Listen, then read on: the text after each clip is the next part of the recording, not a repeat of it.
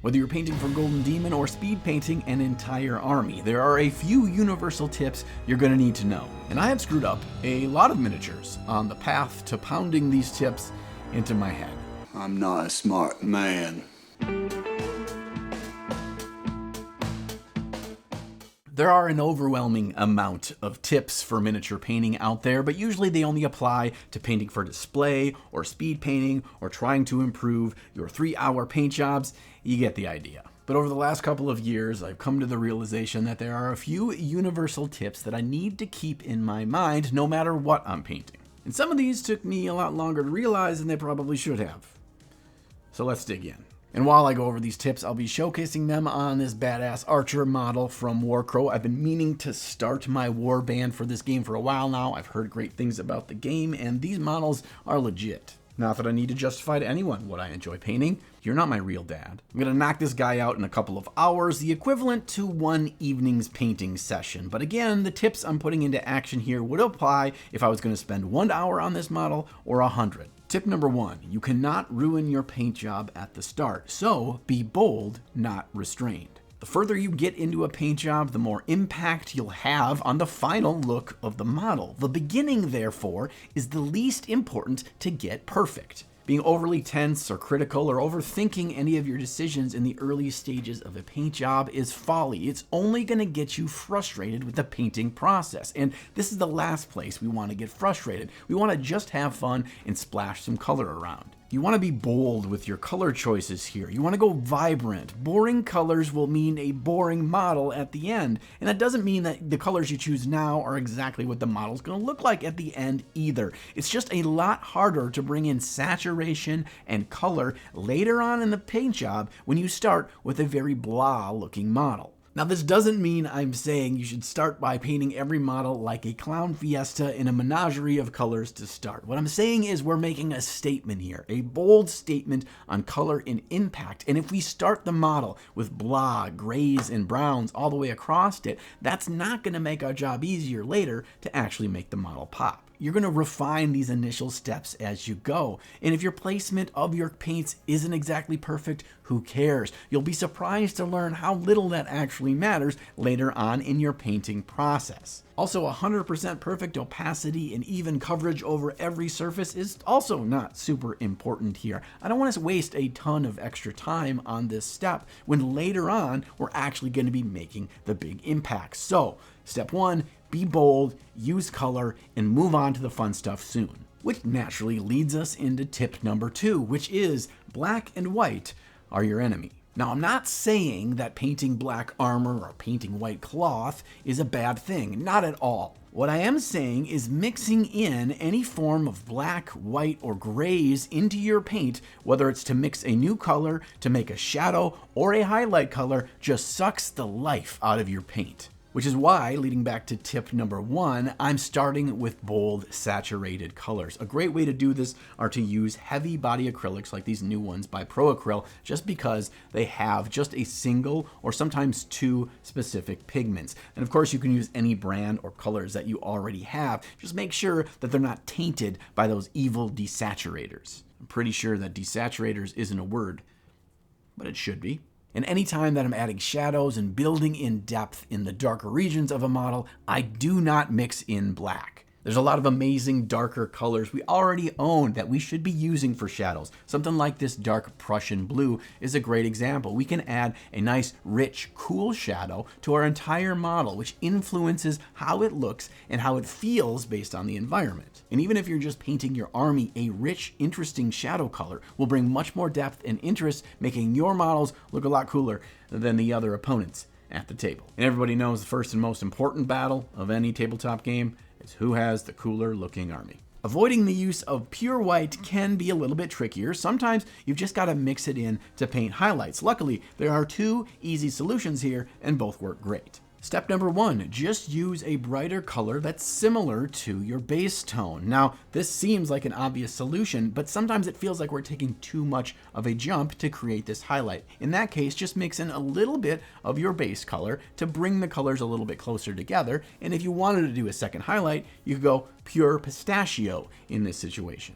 Option the second is to use that pure white, but we don't just add this into our mix to build up a highlight. Instead, we mix in another vibrant, saturated tone with this white to bring it back to life. I've been enjoying using fluorescent paints for this. They pack a lot of punch without overpowering that original tone. This way, we build up in brightness, but we also keep that saturation so our models don't just all turn to some shades of gray.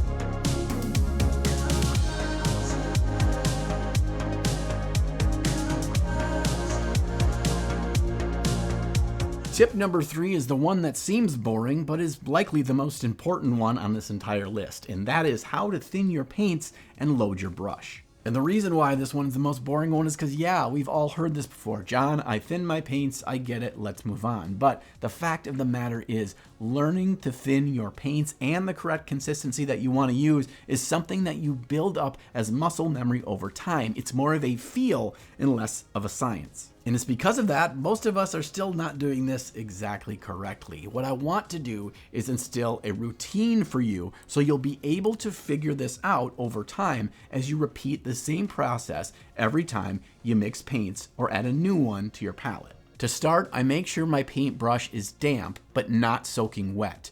And I take some paint from the main puddle on my wet palette and I mix it into a new smaller puddle. I twist my brush around this new puddle to gauge the flow of the paint. Usually just the moisture on the brush will be enough of thinning this paint. But if it's not flowing smoothly and easily off the brush on the back of my hand and on that palette, I know I need to add a bit more water to the mix. My goal here is to make sure that the paint flows effortlessly off the tip of my brush. If it's too thick, it's going to want to adhere to your bristles and you're not going to get smooth paint coats. But if you thin it too much, you still will make it flow easily off your brush, but you're going to lose all opacity in that paint and you're going to have to paint 17 layers because it's so thin. And there are times you're going to want to use thin paint in glazes, but most of the time I don't. So I can always thin it more for that purpose, but finding the exact mixture so a paint still covers well and flows easily off my brush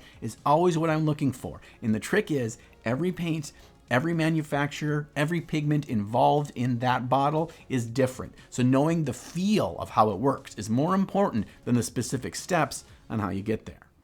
You know, getting inspired and staying inspired is so key to keeping our hobby fires lit. And one weird area I've found to keep that inspiration going is through my clothes and into the AM. Whether it's picking out a shirt in the morning with badass colors to help me think about my new approach to painting my next model, or just starting out my morning by putting on a shirt with amazing artwork, I get my mind space set up to be creative at the hobby desk by making this decision.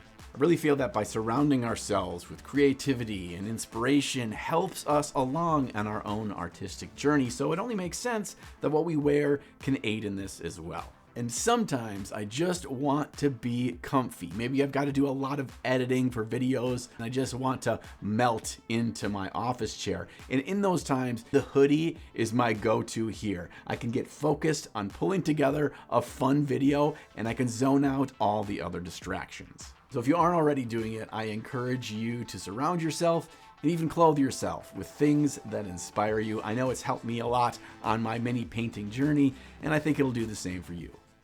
Now let's talk about loading your paintbrush, the single most under-discussed aspect of miniature painting relative to how important it is. Let's first identify what our goal is, and that is to have the right amount of paint at the desired consistency laid out above, smoothly leave the brush so we can achieve long, smooth brush strokes and have full control over even the tiniest dots and thinnest lines as we apply them to our model. Seems straightforward. All we're trying to do here is set ourselves up for success, both in controlling the paint and controlling our brush. So after we've mixed our paint in that new little puddle to get the correct consistency, we clean out our brush in the water cup so it's completely clear of paint, and remove any excess moisture still on those bristles on a paper towel or in our mouth. Don't judge me, I'm not eating paint here, I'm just licking off the dirty paint water.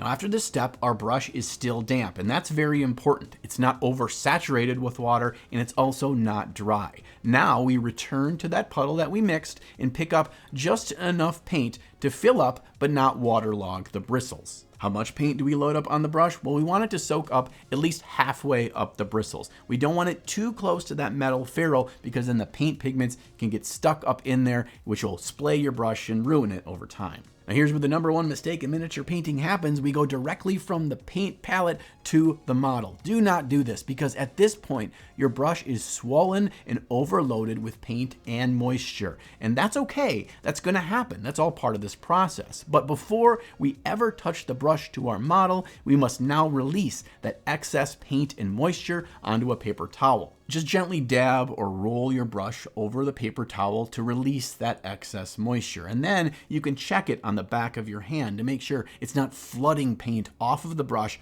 onto your hand. If it's not, we're ready to paint. Now I know what you're saying, this seems like a lot of work to do every single time you put paint on your brush and then go back to the model. But this extra little step is going to ensure that your consistency and your ability to paint cleanly is in your control. Also, you'll be surprised how quickly this becomes second nature and you're doing it subconsciously. I'm often looking around the model for other things I want to paint while I'm doing this step, and then I just bring my brush up when I know it's ready, test the paintbrush on the back of my finger, and if it is ready to go, I touch the model. Tip number 4, your choice in miniature paint brand will not hold you back, but lack of a good paintbrush certainly will. Just about every miniature paint brand on the market these days are good. Now that wasn't always the case, which is why we're so worried about making the wrong decision on which paint brand to invest in. No one likes buyer's remorse. I get it. I've tested them all, and I can tell you they're all pretty darn good. Now that doesn't mean that they all act the same. There's different nuances and ways that these paints work better or worse, or ways you need to prepare yourself to use them to their finest. However,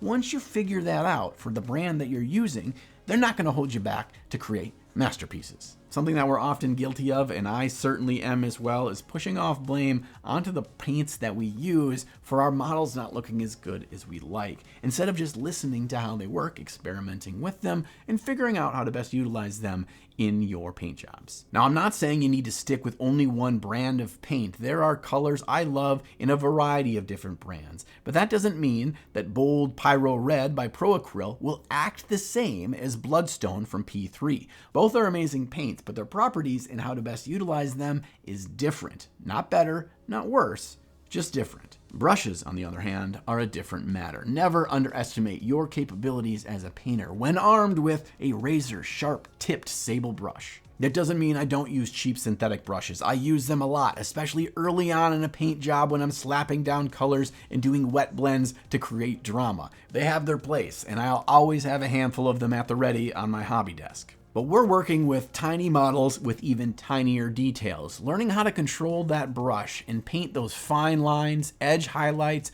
eyeballs, whatever, requires a tool capable of aiding you in that learning, not fighting against you. And learning is the key word here. Yes, we want the model we're painting right now to look as good as possible, but the more hours you put in with a well-crafted pointy brush, the more you'll get to utilize how it can aid you and make you a better painter over time. Which is why I recommend to even new painters to learn how to care for and clean a good sable brush and start with one from the very beginning. This will last you anywhere from 6 to 12 months before you need a brand new one. And it is, in my opinion, the best use of your hobby dollars to help you in the long term and to help you get less frustrated because you can't paint the little things because your brush is fighting you. And the specific brush I use for about 80% of my work, whether it's the model today or a Golden Demon project, is a size 2 Series S. Last tip of the day, number 5, and that is the importance of stabilization and pulling your paintbrush. It's such a major factor in miniature painting that no matter what we're painting, that we have maximum control and stabilization so the brush does what we want it to do. And this is a learned skill, something that you'll continue to get better at over time. But in order to set ourselves up for that growth,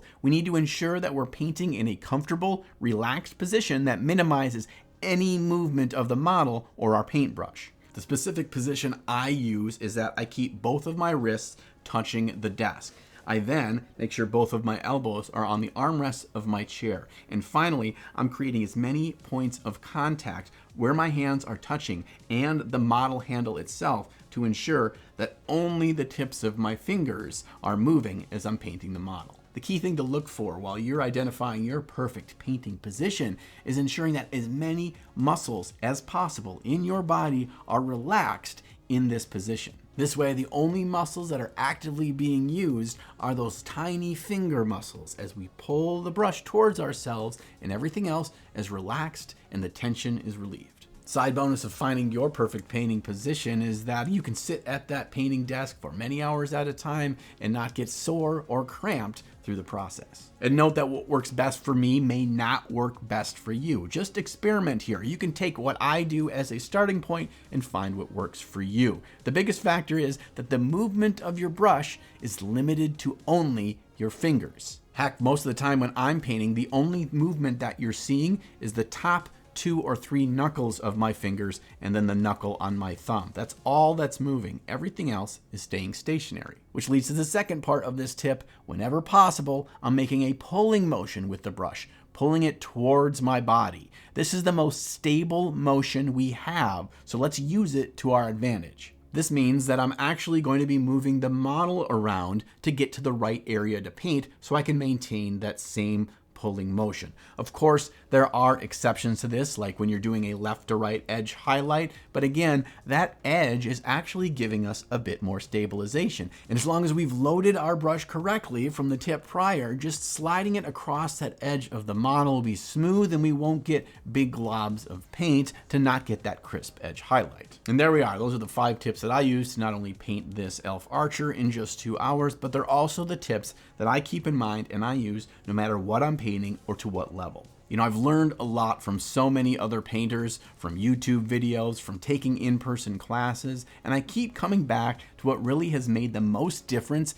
in improving my painting over the years. And it's not the fancy, super specific things that have made the most difference. To me, it's learning from others and putting into practice those key foundational tips, and hopefully they'll help you on your journey as well. Thanks for hanging out today. I appreciate you being here, and I appreciate those of you that subscribe. It does mean a lot to me. It also means the world to me that my patrons support me. It's because of your support I'm able to do this and keep pushing out those videos. If you're interested in supporting me in that way, I've got a link to my Patreon down below. You get to see some of the fun rewards you get as a thank you for supporting me over there. And also thank you to Corvus Belli for partnering with me on today's video. I have long been a fan of their models, and the new Warcrow range is really coming together. If you wanted to try it out, they just came out with this brand new starter box, The Songs of the Dormant. It's got 2 amazing factions. I'll put a link down for them below as well if you want to check it out. Now, if you'll excuse me, I need to hit back to my desk and paint up some more of these elves to finish out my Warcrow warband. And I'll be back before you know it with another new video. Just make sure that sometime between now and then, you find time in your day to slay the gray.